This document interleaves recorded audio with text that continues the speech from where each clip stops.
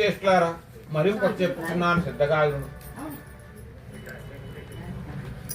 పూర్వము ఉల్కాముకుడు అని మహారాజు కలడు.